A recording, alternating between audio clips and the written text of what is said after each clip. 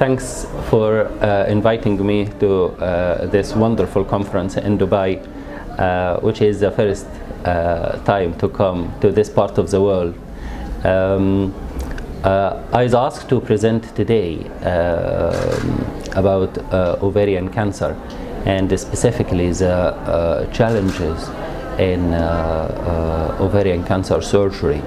Of course, this is an interesting field because till very recently there was no standardization of surgery in ovarian cancer, and this is not only in United Kingdom, but this is a worldwide problem, and this is causing difficulty in possibly comparing and contrasting results across the world, and that will allow us to reach to a consensus agreement on best approach on how to manage each specific stage of ovarian cancer. The presentation is very important, not only to gynecologists but also to general obstetrician and gynecologist who may face such a problem in community, and at least if they are not going to practice this type of surgical intervention, they'll be able to counsel and advise women and relatives about the possible surgical intervention prior to these patients meeting the subspecialist for further discussion about this treatment. So this is what I'm going to focus my talk in today.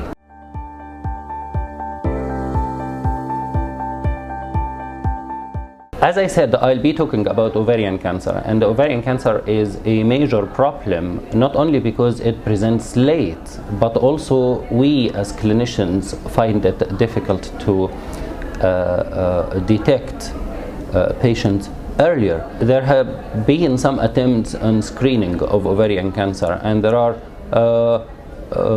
two large recommendations now.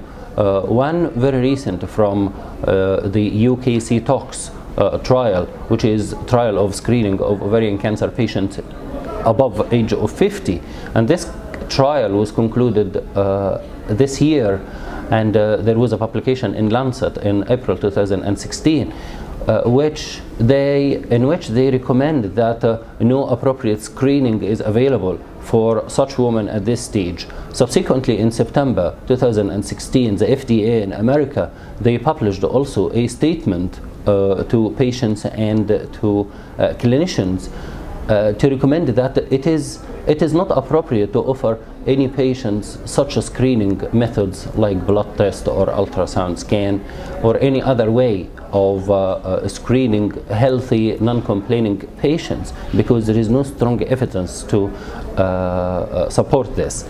Having said that, this will leave us with a dilemma on possibly diagnosing ovarian cancer when it is too late, and this will have significant impact on the treatment and subsequently the prognosis of these women.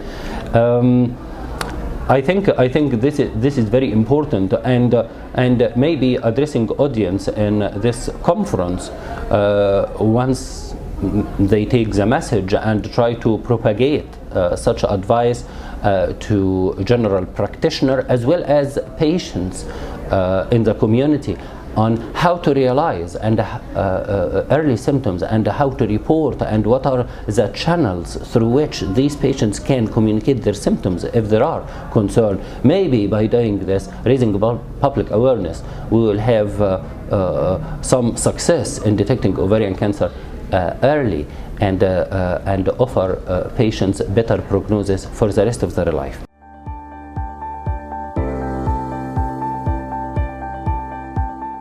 This is a very important question, and I'd like to thank you for putting it across to me. Future direction will be at patients' levels, as I mentioned earlier, raising public awareness and reporting early symptoms.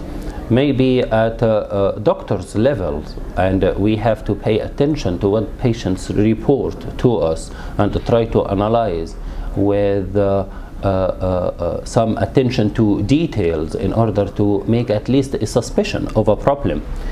But the main thing lies on the government and the health institution on how to invest money in setting practices and in setting also pathways of referring such people to specialized services in order to get early diagnosis as well as better treatment. In United Kingdom, we succeeded in this because the program started in 1999 when they divided the service in the NHS into primary care, secondary care and tertiary care levels. But at a tertiary care level, we are still lagging behind with regards to a level of expertise that is required to surgically treat patients. Should we be more conservative or should we be more radical? And how radical is radical? There are some standardization that we need to reach a consensus on. And I witnessed very recently some initiatives from the European Society of Gynae-Oncology when they published quality indicators on how to manage surgically ovarian cancer patients, and they produced the algorithm, three algorithm, 1, 2 and 3, early stage and late stage ovarian cancer. And they also published quality indicator on centers as well as individuals and the way we report surgical interventions in ovarian cancer and complications of ovarian cancer. I think this is a very interesting field, and this will witness lots of changes in the coming 5 to 10 years. And hopefully once we reach to this point, we will be celebrating the success and the achievement that we are supposed to do to ovarian cancer patients, because at the moment the overall survival figures of ovarian cancer, if you take all stages, it ranges between 30 and 40% 10 years survival, which is not what we aspire to and what our patients are expected from us.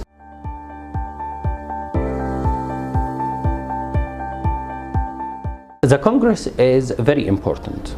Of course, this part of the world is sitting in the middle, and in the middle of, I don't want to say two civilizations, but two extremely different practices, the Eastern and the Western practices. And in the Middle East, we don't have our own strategy and identity, and sometimes you find practitioners take some of the Eastern practices and others take some of the Western, so there is heterogeneous practice and management in general. There is also a lack of national guidelines that will set agenda for the outcome and also will govern what people should do when managing such a major problem like ovarian cancer. So I wasn't aware that Dubai and the United Arab Emirates could organize a conference like this with this scale. I wasn't aware that they can accommodate and host some international speakers, maybe partially because I was ignorant to this region. I think it is a great opportunity and it is great organization. So the venue is great, the quality of the speakers are great, and so far the organizers are fantastic. So I'm looking forward to the rest of day one and day two, and I'm hoping to be able to participate in such conferences and meetings with my colleagues here in this country in future. Thank you.